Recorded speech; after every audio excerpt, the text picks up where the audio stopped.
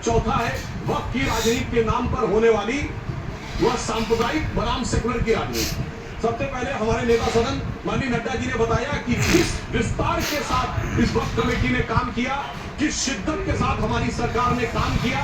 और चाहे वक्त कमेटी के जेपीसी के चेयरमैन हमारे उस सदन के सदस्य जगदम्बिका पाल जी रहे हो, हमारे मंत्री जी रहे हो, सबने जिस शिद्दत से काम किया है, तो उनके लिए मैं माननीय प्रधानमंत्री जी अपनी सरकार की तरफ से कहना चाहता हूं कि उन्होंने इबादत के भाव से काम किया है। तो मैं कहना चाहता हूं इबादतों की तरह मैं ये काम करता हूं, अपने फर्ज को झुककर सलाम करता हूं, फिर भी आप खिलाफत कर रहे हैं तो तेरी मुखालफत से निखरती है शख्सियत मेरी।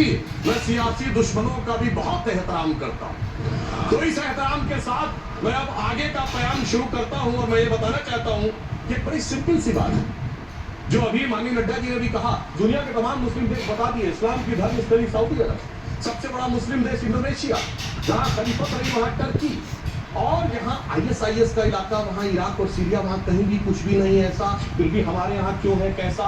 तो मैं कहना चाहूंगा सभापति महोदय, एक हिंदी में कहावत होती है, नया मुल्ला प्याज ज्यादा खाता है, परंतु यहाँ तो जो गैर मुल्ला प्याज बहुत खा रहा था और इतना खा रहा था कि आंसू निकल रहे थे गरीब मुसलमान के भी और देश के भी। इसलिए मैं कहना चाहता हूँ सभापति महोदय, अगर छोड़ दीजिए भारत की बात करिए तो क्या ऐसी कोई शक्ति सिखों के पास है, ईसाइयों के पास है, यहूदियों के पास है, पारसियों के पास है? नहीं है। छोड़ दीजिए, इस्लाम के अंदर आइए।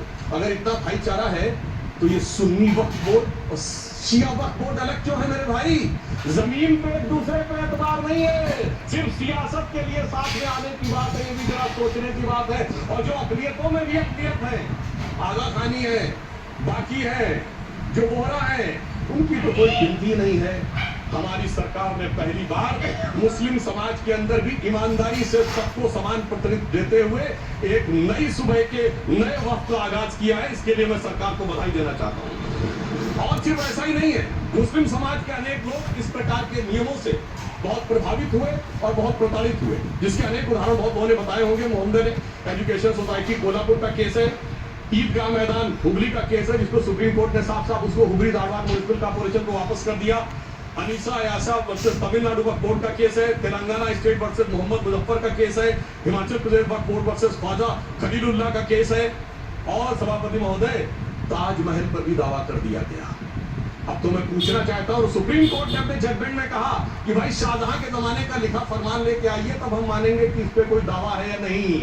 आप सोचिए कि अगर ये वक्त का कानून इसी ढंग से चला होता तो क्या होता। अभी हमारे जॉन ब्रिटास जी और मनोज झा जी ने बहुत सारी बातें बोली थी। एक प्यास की बात बोली थी उन्होंने, उड़ीसा के ग्राम स्टोन का जिक्र किया था, तो उसमें तो कांग्रेस की सरकार CBI की इंक्वायरी नहीं कर पाई थी। मगर जब ताजमहल का उल्लेख आता है सभापति महोदय, तो एक प्यास मुझे याद आ जाती है। जब शाहजहां जेल में था और दूर से उस ताजमहल को देखता था और उसे सिर्फ एक सुराही पानी मिलता था और उसने औरंगजेब से कहा एक सुराही पानी और भिजवा दो, तो जानते उसने मना कर दिया। तो दुखी होकर शाहजहां ने फारसी में लिखा, ऐ पिसर तू अजम मुसलमानी, जे पिदर जिंदा आप तरसानी, आफरीन हिंदुआन सब्बार, जित हिंद पिदरावा मुर्दा देवाना।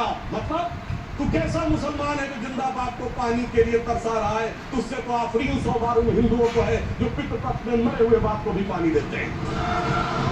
और सभापति महोदय, मैं बताना चाहता हूं कि ये हमने ईमानदारी से मुस्लिम समाज के कल्याण के लिए बात की है, क्योंकि एक तरफ खड़ा हुआ है ईमानदार मुसलमान जो शराफत के साथ ईमान को गले से लगाए हुए हैं, और दूसरी तरफ कुछ चंद सरमाएदार हैं जो उस अमानत में खयानत करके शरारत के साथ उसके झंडा बरदार बनना चाहते हैं। तो ये मुकाबला किसके बीच में है?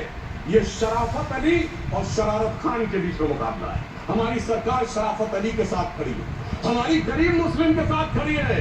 ये गरीबों गुर्बत वाले गुर्बत अली और सरमाएदारे वाले गाजी खान के बीच का इलाका है। मगर मैं कहना चाहता हूं महोदय, एक बात मैं बहुत स्पष्ट रूप से कहना चाहूंगा, इन जरूरतमंद मुसलमानों की लड़ाई के लिए मैं कह सकता हूं कि ये गरीब मुसलमानों के दिल की कसक और कट्टरपंथी वोट के ठेकेदारों के मन की ठसक के बीच में हमारी सरकार ने उस कसक का साथ दिया है, जिसके लिए मैं मानता हूं गरीब और पसमानदा मुसलमान निश्चित रूप से उनका आभारी होगा। हाँ, मगर जब इसकी बात आती है तो भी मानी खड़गे जी भी बोल रहे थे, मानी संजय सिंह जी भी बोल रहे थे, मनोज झा जी भी बोल रहे थे कि साहब आपके यहाँ वो कितने पुजारी हैं और कितने किस वर्ग के पुजारी हैं। तो मैं उनको बताना चाहता हूँ, केवल अकेले जूना अखाड़े ने पिछले साल 71 SC ST लोगों को महामंडलेश्वर बनाया। अरे आप तो हमारे सदन में बैठे हुए बाल योगी उमेश नाथ जी नहीं दिखते। वैसे तो कहा जाता है जात ना पूछो साधु की, मगर मैं बताना चाहता हूँ विश्व हिंदू परिषद के 50,000 से अधिक पुजारी ट्राइबल्स में जो शेड्यूल कास्ट है जो काम कर रहे हैं। मगर मैं हद अदब से पूछना चाहता हूँ, बताइए मुल्ला मौलवी मुफ्ती मुकर्रम पारी हाफिज में से कितने पसमंदा है? उसमें कितने जुलाहा अंसारी फौसी बताइए, मिरासी कितने हैं? बाकी छोड़िए, पसंदा बोर्ड में है क्या, अरे वक्त बोर्ड में है क्या? इसीलिए मैं कहता हूँ खुद में आप फजीहत दूसरों को नसीहत। अगर ईमानदारी से बात करनी है तो उसमें आगे। मगर मैं एक बात और कहना चाहूंगा कि हमारी जो सरकार ने नाम दिया है, इसको उम्मीद नाम दिया है। और ये उम्मीद है किसके लिए? उस ईमानदार मुसलमान के लिए और देश के हर खास आम के लिए ये उम्मीद है। मगर सभापति महोदय, कुछ लोग वो हैं जो उम्मा का पाप पाले हुए थे। उम्मा शायद हमारे बहुत से लोग समझते हो ना समझते हो, पूरी एक एंटायर जो इस्लामिक खलीफत और राज होता है उसको उम्मा कहते हैं। उम्मीद वालों को तो उम्मीद की नहीं रोशनी दिख रही है, उम्मा वालों की उम्मीद पे पानी फिर रहा है। तो ये उम्मीद और उम्मा के बीच का भी मामला है। परंतु मैं ये भी